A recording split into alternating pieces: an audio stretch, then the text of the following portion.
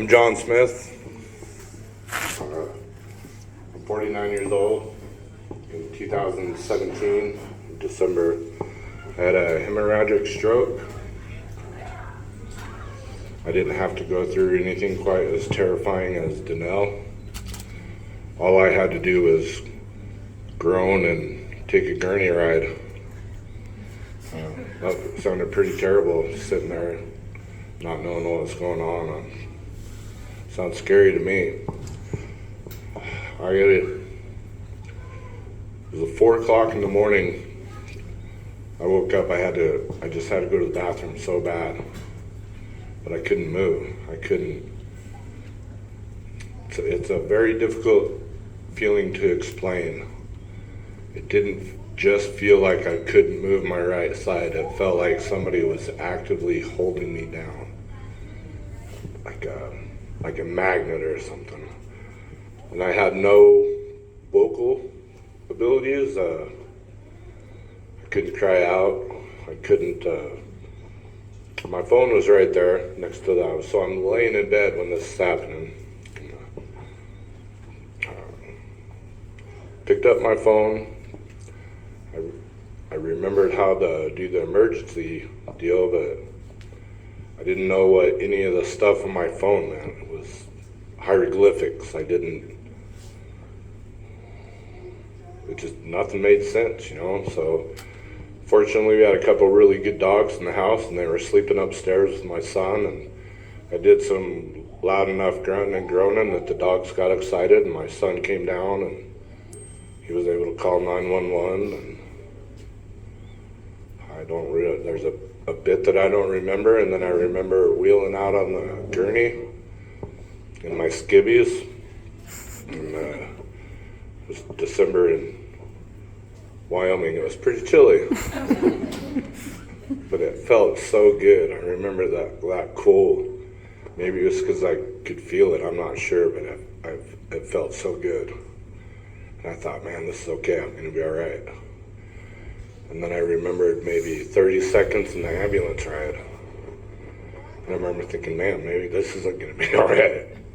And then I believe I was in ICU for 5 days, and I have maybe 30 seconds of total memories from ICU, and then they moved me, I can't remember what floor they moved me to.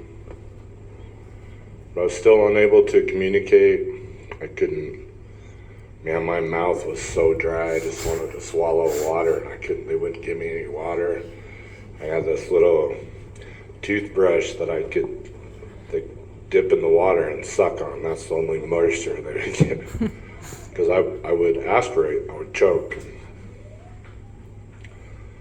I think I did another 4 days there or something. I'm not very good with math anymore. But I believe it was the 20th or 21st I came here to Elkhorn.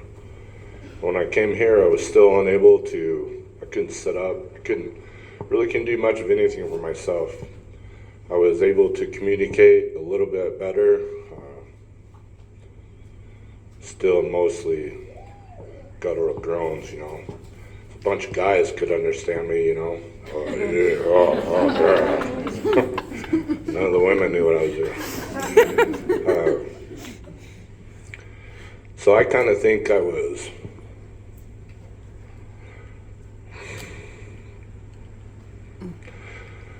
You ready? Yep. She's gonna cry, because I'm gonna cry. I was pretty much born again here at Elkhorn. I didn't, it's hard when you don't recognize yourself in the mirror. You don't recognize other people. You don't recognize taste or sounds or emotions. It was really hard. And the staff here,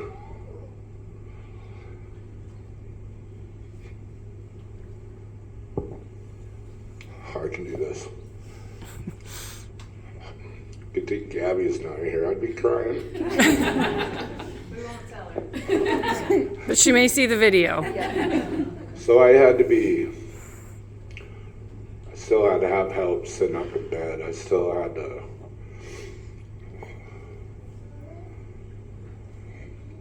I remember thinking that how embarrassing it was to have somebody wipe my butt. That was pretty bad. You know, now I think that wasn't all that bad. The way the staff was able to connect with me on an emotional level and to help me help myself. I had to be talked out of bed, talked into coming in here to therapy. When I finally decided I was gonna fight, because for a while I just wanted it all to go away. It was hard. It was really hard. I decided to fight. I started to feel really good about what I could still do. And I was able to, after 2.5 months here, I was able to go to, excuse me one second. I was about to start running into my eyes. You can't tell if I'm nervous, can you? Okay, so where was I? QLI. 2.5 months. March 1st, I got out of here and I went to QLI for about 6 weeks. It's an advanced nursing facility in Omaha, Nebraska, specializes in brain injuries. That's where I suppose I really learned how to walk again. But they had some cool toys and some phenomenal people, and I think that was a little bit harder than being here at Elkhorn. I didn't know anybody in Omaha, so I was leaving everything I knew. That was really scary. So I think the Elkhorn people need to build out a bigger facility.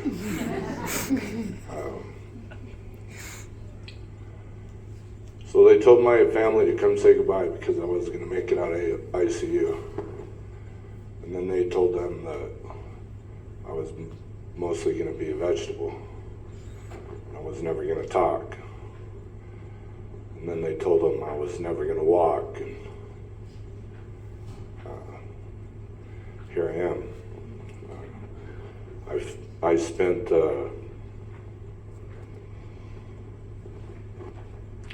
the whole time I was in a facility, it was great. I had the support staff around me, the nurses, the doctors, particularly the therapists, every single one of you guys.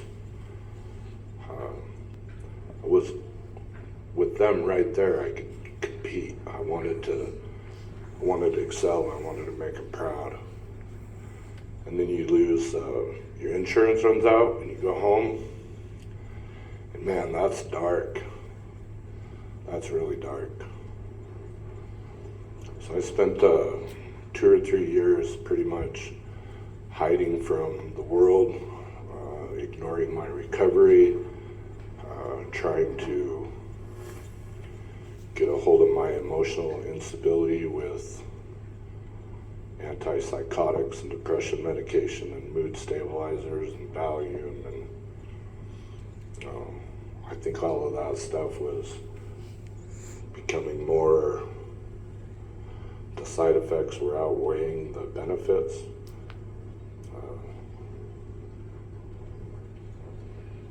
About 2.5 years ago, I started walking with the Lord again. And I realized that, man, I've never been alone. Never.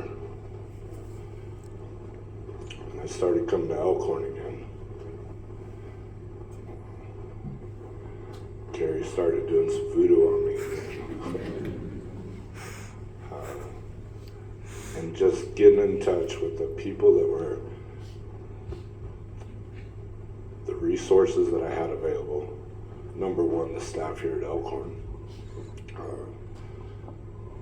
People in the community that were willing to help, people in my congregation, my sons. You know, I always think about, oh, I wish I would have never had a stroke and blah, blah, blah. If I hadn't been what I've been through, I wouldn't be where I am today. I wouldn't have the relationship that I have with my children. I wouldn't have the relationship I have with my therapist, with the support group.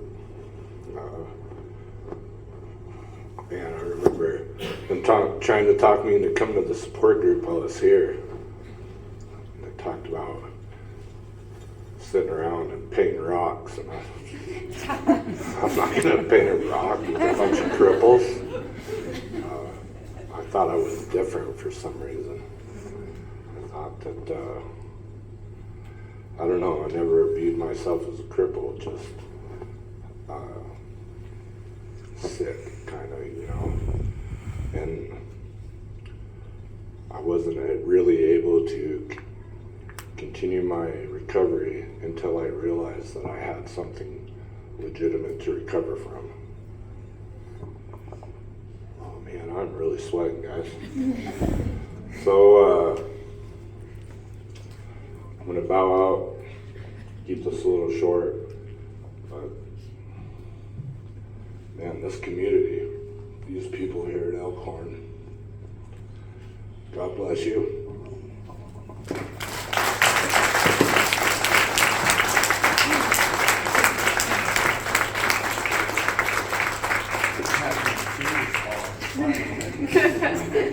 I think I had as many tears coming out of my eyes as John did out of his head. So, so obviously it's